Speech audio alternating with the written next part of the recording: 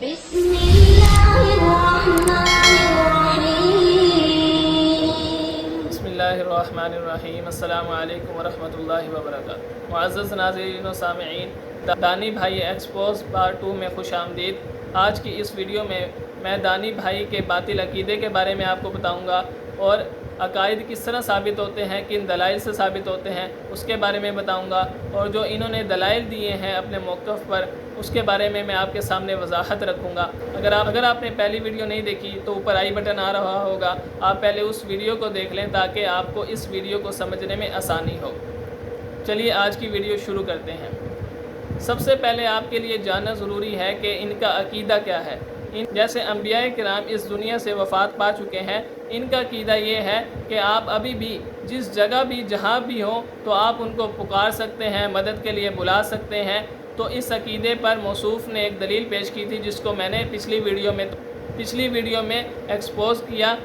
تو یہ ان حضرات کا عقیدہ ہے جو کہ مشرکانہ عقیدہ ہے۔ اس کی سادی سی مثال آپ مشرکین عرب سے لے سکتے ہیں کہ وہ بھی اللہ کو مانا کرتے تھے، لیکن ان کا بتوں کے متعلق بھی یہ نظریہ تھا کہ وہ بھی ہماری مدد کر سکتے ہیں۔ جیسے ہم اللہ سے مدد مانگتے ہیں ویسے ہی ان سے بھی ہم مدد مانگیں گے، یہ بھی ہماری پکار کو سنیں گے، ہماری دعاؤں کو قبول کریں گے۔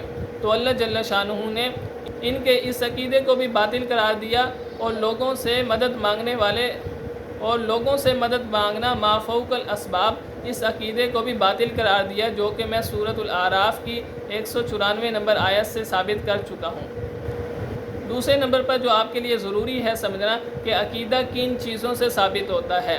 عقیدہ ثابت ہوتا ہے نص قطعی سے، یعنی قرآن مجید کی آیت سے، یا حدیث متواترہ سے، یعنی ایسی حدیث جس کو نقل کرنے والے ہر زمانے میں اس قدر کثیر تعداد کے ہوں جن کو جھوٹا نہیں کہا جا سکتا۔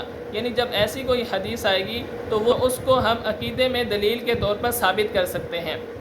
سب سے پہلے آپ ان کی دوسری دلیل کو سن لیجئے، اس کے بعد میں اس کی وضاحت کرتا ہوں۔ اے محبوب، اگر کوئی بھی تیرے در پر آج اسے خالی نہ لٹانا۔ اور دوسری کتنی مشہور حدیث پاک ہے، حضرت ربی صحابی رسول رضی اللہ تعالی عنہ، آپ نبی پاک صلی اللہ تعالی وسلم کو وضو کروایا کرتے تھے۔ پیارے آقا صلی اللہ تعالی علیہ وسلم نے ایک بار ان سے فرمایا، سل یا ربی، اے ربی مانگ، کیا مانگتا ہے؟ تو حضرت ربی رضی اللہ تعالی عنہ نے عرض کی، یا رسول اللہ صلی اللہ تعالی علیہ وسلم، جنت میں آپ کی رفاقت چاہتا ہوں۔ تو بتائیں مجھے نبی پاک صلی اللہ تعالی علیہ وسلم کا یہ فرمانا، سل یا ربی، اے ربی مانگ، کیا مانگتا ہے، کیا پیارے آقا صلی اللہ تعالی علیہ وسلم شرک کی تعلیم دیں گے؟ اور پھر یہ بھی نہیں فرمایا کہ یہ جو سامنے چیزیں پڑی ہیں ان میں سے کچھ مانگ لو، فرمایا جو کچھ مرضی مانگ۔ تو جی ناظرین، جیسے آپ نے ان کی دوسری دلیل کو سنا کہ حضرت ربی جو کہ صحابی رسول ہیں اور حضور صلی اللہ علیہ وسلم کی خدمت کیا کرتے تھے، تو آپ علیہ السلام نے ان کی خدمت سے خوش ہو کر فرمایا، اے سل، یعنی مانگ، یعنی اس جملے سے یہ استدلال کر رہے ہیں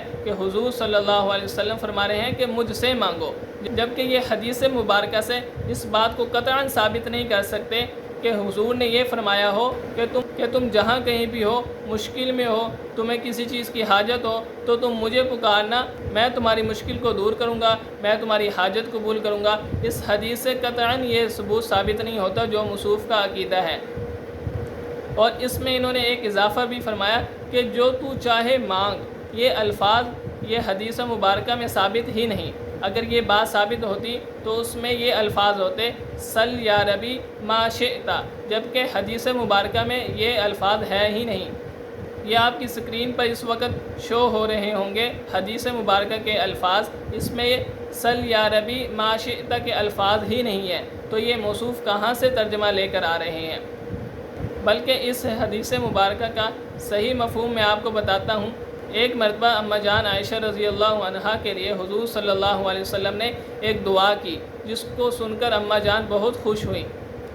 تو حضور صلی اللہ علیہ وسلم نے اما جان سے فرمایا کہ آپ اتنی خوش ہو رہی ہو جبکہ میں یہ دعا اپنی امت کے لیے 70 مرتبہ روزانہ مانگتا ہوں۔